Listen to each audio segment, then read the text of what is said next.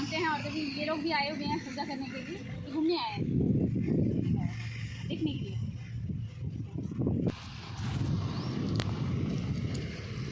आप सबों को झारखंडी जोहार। आज मैं आई हूँ झारखंड के विंध्यवासर सतयुगी घटना स्थल पे। तो आप लोग विंध्यवासर से रूबरू करवाती हूँ। तो चलिए हम लोग चलते हैं वहाँ पे, उस जगह पे।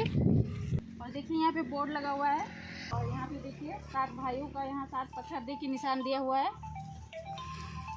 बड़ा वाला पत्थर बड़े भाई का, और इस तरह से लाइन बाय लाइन दिया हुआ है। छोटा बड़ा मंझला सजला सबके लिए दिया हुआ है। देखिए इस तरह से ये निशान है सतयुगी घटना स्थल का। सतयुगी घटना स्थल 7 भाई और 1 बहन वाली कहानी पर आई हुई उस घटना स्थल पर। तो आप लोगों को दिखाती हूँ और किस जगह पे कौन सा घटना हुआ था उस चीज़ को दिखाने वाली हूँ और बताने वाली हूँ। कहानी तो आप लोगों ने पहले भी सुना होगा। इस घटना को ज़्यादा अच्छा से ये बता सकते हैं क्योंकि इनका घर यहीं पे है, इसी गांव के आसपास है। तो इनको बचपन से ये जान रहे हैं इस जगह के बारे में, तो ये ज़्यादा अच्छे से बताएंगे। तो आप ही बताइए इस जगह के बारे में। तो दोस्तों, आप लोगों को झारखंडी जोहार।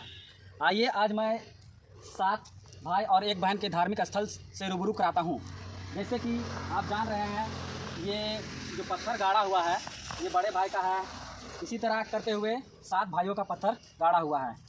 और ये एक धार्मिक स्थल है जो झारखंड के बुढ़मू प्रखंड गांव नावज में स्थित है। तो आप लोग जान रहे हैं कि 7 भाई और 1 बहन की कहानी है और यह सच्ची घटना है। तो मैं इस कहानी को शुरू करता हूं और बताता हूं कि एक घर में 7 भाई और 1 बहन रहती थी। बहुत ही खुशी से वो लोग रहते थे घर में।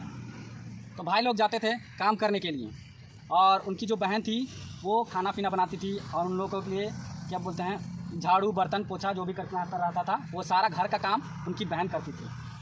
तो एक दिन वो साग काट रही थी। साग काटते काटते उनका हाथ थोड़ा सा कट गया और उनका हाथ से खून निकल गया।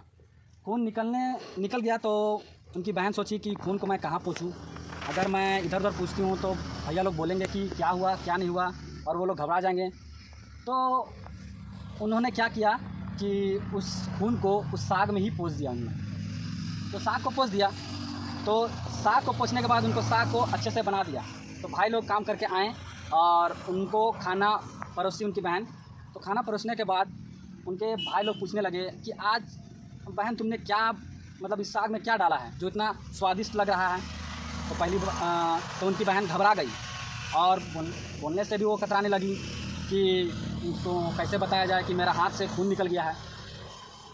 तो उन्होंने फिर उसके बारे में बताया कि मेरा खून निकल गया था और खून को इस साग में मैंने ये कर दिया ताकि आप लोगों को पता ना चले कि खून निकला हुआ है। तो उनको भाई लोगों को थोड़ा सा मन में लालच आ गया कि ये खून जब मेरे बहन का साग में गया और साग इतना स्वादिष्ट हो गया तो उनका जो शरीर का जो मांस है वो कितना स्वाद लगेगा। तो उन लोगों ने योजना बनाने लगा कि चलो आप बहन को बीनते हैं हम लोग। बीनना मतलब हुआ उसको मारते हैं।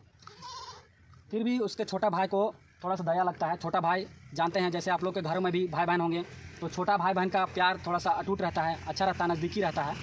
तो उनको माया आने लगा। फिर भी ये 7 भाई नियोजन बनाने लगे कि नहीं अपनी बहन को कैसे बीना जाए। तो बीनने के लिए उन्होंने तीर का यूज किया और तीर को धार किया है उस टुंगरी के में जहाँ आप देख रहे हैं। यहाँ से अभी ले चलेंगे उस टुंगरी की ओर जहाँ पे दिखाएंगे उन्होंने उस बांध को कैसे धार किया था। 6 भाइयों ने उनका अपनी बहन का मांस खाने का प्लानिंग बना लिया था और छोटा भाई जो था 7वां वाला वो उसका खिलाफ था। वो नहीं चाहता था अपनी बहन को मारना। तो 7 भाई उस टुंगरी से निशाना लगाने के लिए प्लानिंग बना रहे थे। और उस टाइम ये इतना सारा खाली जगह नहीं था, जंगल था उस टाइम। तो अपनी बहन को वो ले आए इस टुंगरी पे मारने के लिए और प्लानिंग करने लगे। तो ये देखिए ये केन का पेड़ है और यहाँ पे झोपड़ी बनाए हुए थे 7 भाई और प्लानिंग कर रहे थे मारने का, किस तरह से मारा जाए अपनी बहन को। तो यहाँ पे अपनी बहन को बैठाए हुए थे और उधर टुंगरी में जाके और वो प्लानिंग कर रहे थे। तो उस टुंगरी को देख सकते हैं आप लोग। तो प्लानिंग कर रहे थे उस 7 भाई नहीं 6 भाई और 7वां तो खिलाफ था छोटा वाला। उसको इच्छा नहीं था अपनी बहन को मारना, फिर भी वो खिलाफ नहीं जा सकता था। बहाना करके और उसको लकड़ी लाने के लिए जंगल भेज दिए, क्योंकि उसका भाई छोटा वाला वो नहीं करने देना चाहता था वो सब चीज़। इसलिए वो लोग सोचे अगर ये पास में रहेगा तो हमें ये इसका मांस बनाने नहीं देगा, इसलिए उसको जंगल भेज दिया गया लकड़ी चुनने के लिए। तो वो छोटा सा रस्सी दिया गया उसको और बोला कि जंगल से लकड़ी लेके आओ, चुन के आओ। तो वो गया जंगल, वो लकड़ी चुन लिया, पर रस्सी उसका छोटा पड़ गया, जिसके कारण वो रो रहा था जंगल में। तो फिर उसका रोने का आवाज़ एक सांप को सुनाई दिया और सांप पूछा कि क्यों रो रहे हो भाई तुम? तो उस अंधे भाई ने बोला कि मेरे भाइयों ने मुझे लकड़ी चुनने के लिए जंगल भेजा है और रस्सी मेरा छोटा पड़ गया है, तो मैं कैसे ले जाऊंगी जंगल, मैं ले जाऊंगा। तो सांप ने बोला कि ठीक है, मैं तुम्हारे लकड़ी का रस्सी बन जाता हूँ, तो मुझे ले जाओ और लकड़ी को ले जाओ और मैं वहाँ से वापस आ जाऊँगा, रख देना लकड़ी को। और तो फिर वो ले गया। तो वहाँ पे सातों भाइयों 6 भाई मांस बना रहे थे, वो बना नहीं था। तो फिर उन्होंने बहाना करके छेद वाला हंडी दे दिया उसको पानी लाने के लिए और बोला कि जाओ पानी लेके आना, क्योंकि उसको दूर रखना था वहाँ से, जहाँ पे वो लोग मांस बना रहे थे बहन का, वहाँ से दूर रखना था। तो इसीलिए उसको छेद वाला हंडी देके और पानी लाने के लिए डोभा भेज दिया गया। तो क्योंकि हंडी में छेद था, जिसके कारण पानी, हंडी में छेद रहेगा तो पानी आएगा कैसे? तो बहुत सारा छेद था हंडी में और भेजा गया उसको। तो वो डोभा इधर है जो उसका भाई आया था पानी लेने के लिए। तो हंडी में छेद होने के कारण हंडी में पानी भी नहीं आ रहा था। तो फिर वहाँ पे भी वो जो डोभा था वहाँ पे उसका भाई रो रहा था। तो हम लोग डोभा की ओर जा रहे हैं अभी। वो रो रहा था तो मेंढक ने उनका आवाज़ सुना और बोला कि भाई तुम क्यों रो रहे हो? तो वो बोला कि मेरे भाइयों ने मुझे छेद वाली हंडी दी है पानी लेने के लिए और इस हंडी में छेद है, जिसके कारण ये हंडी में पानी आ नहीं रही है। चलिए उस डोभा की ओर धीरे धीरे चलते हैं। तो मेंढक ने बोला कि कोई बात नहीं, हम लोग हंडी का छेद में आ जाते हैं, चिपक जाते हैं और तुम पानी ले जाओ और रख देना। तो देखिए हम लोग डोभा के पास पहुँच चुके हैं। यही वो डोभा है जहाँ पे छोटा भाई पानी लेने के लिए आया था छेद वाली हंडी लेके, जहाँ, और यहाँ पे आके बहुत रो रहा था भाई, क्योंकि हंडी में छेद होने के कारण हंडी में पानी आ नहीं रहा था। तो मेंढक ने बोला कि क्यों रो रहे हो भाई? तो उन्होंने अपना बताया। फिर मेंढक ने बोला कोई बात नहीं, छेद में मैं आ जाता हूँ, आप पानी ले जाके रख देना, फिर मैं वहाँ से वापस आ जाऊँगा। तो फिर छोटा भाई वैसे ही किया। तब तक उनका मांस बन चुका था और यही वो जगह है जहाँ पे छोटा भाई पानी लेने के लिए आया था। तो पहले ये डोभा हुआ करता था और अभी इसको बना दिया गया है। देखिए कुएं की तरह शेप दिया गया है और यहाँ पे पूजा भी होता है। देखिए सिंदूर का टीका वगैरह लगाया हुआ है, क्योंकि ये सतयुगी घटना है और इसको पूर्वजों ने अभी तक धरोहर के रूप में, सतयुगी घटना के धरोहर के रूप में इसको संभाल के रखा है। इस घटना स्थल को संजो के रखा है और अभी भी यहाँ के लोग इसको पूजते हैं, मानते हैं। और देखिए यहाँ पे पूजा किया हुआ है, देखिए सिंदूर वगैरह टीका लगाया हुआ है। और सतयुग में जो भी होता था सब कुछ सच्ची होता था और छल कपट कुछ भी होता नहीं था उस टाइम। तो देखिए इस कुएं में कभी भी पानी सूखता नहीं है। अभी भी देखिए पानी भरा हुआ है कुएं में, देखते हैं कितना साफ दिख रहा है पानी।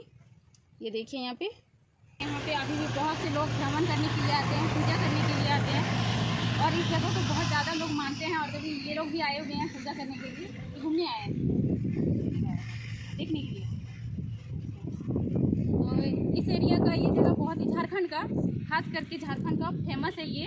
और 7 भाई और एक बहन वाला कहानी, तो हम लोगों ने भी सुना था ये 7 भाई और एक बहन वाला कहानी, पर हम लोग को पता नहीं था कि ये एक सच्ची घटना है।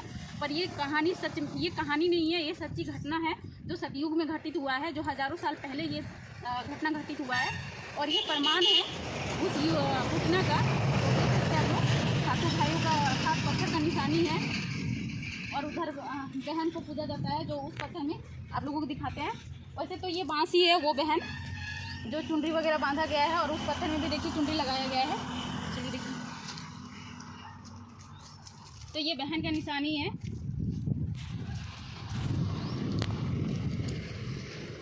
देखिए यहाँ पे पत्थर दिया गया है और चुनरी लगाया गया है इस पत्थर में। ये उस बहन का निशानी है ये पत्थर। ये जो छोटा भाई जो मांस बन जाता है, पानी लेके आता है, उसके बाद तब तक मांस बन जाता है और खा लेता है, मतलब सब लोग खा लेता है। और वो जब 6 भाई उसका बहन का मांस खाता है तो छोटा भाई क्या करता है, उसी डोभा से केकड़ा और मछली पकड़ के लाता है। और जब वो 6 भाई वो बहन का मांस खा रहे होते हैं उस टाइम वो केकड़ा और मछली खाता है। तो उन 6 भाइयों को लगता है कि हाँ ये भी खा रहा है बहन का मांस, पर वो नहीं खाता है, वो अलग से रख देता है उसको छुपा के। और जब 7 भाई नहीं होते हैं तब इसी जगह पे लाके और यहाँ पे कोई टीला था, देखिए अभी भी टीला है, तो यहीं पे टीला में ला के छुपा देता है अपना हिस्से वाला मांस छोटा वाला भाई, जिससे ये बांस हो जाता है। और देखिए अभी भी प्रूफ है ये, तो वही वो बांस है जहाँ से वो मांस जो छोटा वाला भाई नहीं खाया था, जिससे ये बांस निकल आया था। एक साधु भटकता हुआ आता है और इस बांस को देखता है और वो सोचता है कि इतना खूबसूरत बांस है, इतना अच्छा बांस है, तो क्यों ना इसका मैं कुछ बना लूँ। तो इसको काट के और वो एक बांसुरी बनाता है और उसे बजा बजा के लोगों के घरों में जा के भीख मांगता है। तो उस बांसुरी का आवाज़ बहुत ही सुंदर आता है, बहुत ही अच्छा आता है, जो जिसे लोगों का मन में सुन के लोग भावुक हो जाते हैं सुन के। तो मांगते मांगते वो उसी भाइयों का घर में पहुंचता है, तो बड़े वाले भाई का घर में पहुंचता है और वो साधु बांसुरी बजाता है, तो वो बजता नहीं है और वो इस तरह से बजता है जिसको केंद्रा बोलते हैं। और केंद्रा बजाता है, ना बाजू रे ना बाजू केंद्रा, यह को हमारे दुश्मन का घर कह के नहीं बजता है। तो फिर जितने ऐसे दूसरा तीसरा सबके पूरे 6 भाइयों के घर में जाता है और इसी तरह का धुन बजता है। और जब 7वां वाला भाई के घर में जाता है, जो सबसे छोटा वाला अंधा होता है, उसका घर में जाता है, तो वहाँ पे अच्छा बजता है, बाजू रे बाजू केंद्रा, यह को हमारे छोटा भाई कर घर कह के बजता है। और तो जो 6 भाई थे वो चिढ़ जाते हैं कि हमारे यहाँ अच्छे से बज नहीं रहा था, ये साधु अच्छे से बजा नहीं रहा था, इसके यहाँ पे अच्छा बज रहा है बोल के वो भगाना चाहता है साधु को। पर काफ़ी टाइम हो जाता है, रात हो जाता है, जिसके कारण वो साधु छोटे वाले भाई के घर में रुक जाता है, रात वहीं पे रुक जाता है। और सुबह में जब वो निकलता है अपने उस जगह से, तो अपना केंद्रा वहीं भूल जाता है, छोटे वाले भाई के घर में ही भूल जाता है। तो वो छोटे वाले भाई केंद्रा को अच्छे से संभाल के रख देता है कि मैं कभी बजाऊंगा, सोच के वो अच्छे से रख देता है। और समय बदल चुका होता है, काफ़ी टाइम बीत गया होता है, तो सातों भाई अपना अलग अलग हो जाते हैं और अलग अलग रहते हैं। तो छोटा वाला भाई अलग हो जाता है, तो वो अपना कमाने के लिए बाहर गया होता है, काम करने के लिए। तो जब वो शाम को घर काम से वापस आता है घर, उस टाइम देखता है कि उसका घर में सारा कामकाज हो गया होता है, झाड़ू पोछा सब कुछ हो जाता है, खाना पीना सब कुछ बना के रखा होता है। तो वो हैरान हो जाता है कि मेरा घर में अपने आप कैसे काम हो गया। तो दूसरा दिन वो जाता नहीं है, छुप के कहीं रहता है। और सतयुग में शायद रूप भी बदल सकते थे, तो रूप बदल के अपने घर में रहता है। अब कौन सा रूप में बदलते वो तो नहीं पता, पर रूप बदल के घर में रह जाता है और देखता है कि कौन करता है मेरे घर का काम, कहाँ जा रहे हैं। तो छुप के रहता है, तो देखता है कि उस केंद्रा से एक मक्खी निकलती है और वो उसका घर का सारा काम कर देती है। तो वो अपना पहचान लेता है कि ये मेरी बहन है। तो वो केंद्रा तोड़ देता है छोटा वाला भाई, जिससे कि वो उसकी बहन केंद्रा में वापस नहीं घुस पाती है। और फिर दोनों भाई बहन, छोटा वाला और उसकी बहन, साथ में रहने लगते हैं अच्छे से। तो वही ये घटना स्थल है जो प्रूफ है उसका। ये यहाँ पे बहुत से लोग आते हैं देखने के लिए, तो यहाँ पे दान पेटी भी रखा हुआ है, अपना इच्छा अनुसार लोग दान भी करते हैं। तो ये देखिए यहाँ पे मुंडा धर्म दान पेटी यहाँ पे लिखा हुआ है। जो ये जो घटना हुआ था 7 भाई और एक बहन वाला, वो मुंडा धर्म से बिलोंग करता है। बहुत से लोगों को लगता होगा कि ये बस एक कहानी है, अभी सुन के भी देख के अभी विश्वास नहीं होता होगा, पर ये कहानी नहीं है, सचमुच में ये सतयुग में घटना घटित हुआ है। और इस जगह पे आके बहुत ही शांति और सुकून मिलता है। आप लोग भी आके देखिएगा, अगर आप लोग आसपास के हैं, आ सकते हैं, तो आके देखिएगा, बहुत ही सुकून मिलता है इस जगह में। चलिए उस टुंगरी को ले चलते हैं। और देखिए यहाँ पे बोर्ड लगा हुआ है उस घटना स्थल का, ये प्राचीन मुंडा धर्मा सतयुगी बिंदुवासर, ये है उसका बोर्ड। और उस टुंगरी पे हम लोग लेके चलते हैं जहाँ पे भाइयों ने निशाना लगाया हुआ था अपनी बहन को। और ये शैक्षणिक विभाग के स्टूडेंट हैं जो यहाँ पे भ्रमण के लिए आए हुए हैं। आप लोग भी आइएगा तो चप्पल पहन के वहाँ पे मत जाइएगा, क्योंकि ये एक धार्मिक स्थल है और लोग इसको मानते हैं, पूछते हैं। हम लोग भी चप्पल इधर ही खोले थे, तो हम लोग अभी जा रहे हैं उस टुंगरी पे। आ गए हैं बिंदु टुंगरी। इसी टुंगरी से सातों भाइयों ने अपनी बहन पर वहाँ उस बिंदु बांसर में निशाना लगाया था। इस टुंगरी का नाम है बिंदु टुंगरी। और यहाँ पे देखिए, यहाँ पे दिख रहा होगा सातों भाइयों का निशानी दिख रहा होगा इस टुंगरी में। तो यहाँ पे तीर को धार किया था भाइयों ने, और ये देखिए यहाँ पे निशानी है, देख सकते हैं आप लोग। तो यहीं पे तीर धार करके और इसी टुंगरी से उस केंद्र का पेड़ पर बहन को बिठा के और निशाना लगाया था। तो ये उसका प्रूफ है, निशानी है। आज का वीडियो यहीं समाप्त करते हैं। वीडियो अच्छी लगी हो तो वीडियो को लाइक कीजिएगा और चैनल पर नए हैं तो सब्सक्राइब कर दीजिएगा। तो बाय बाय।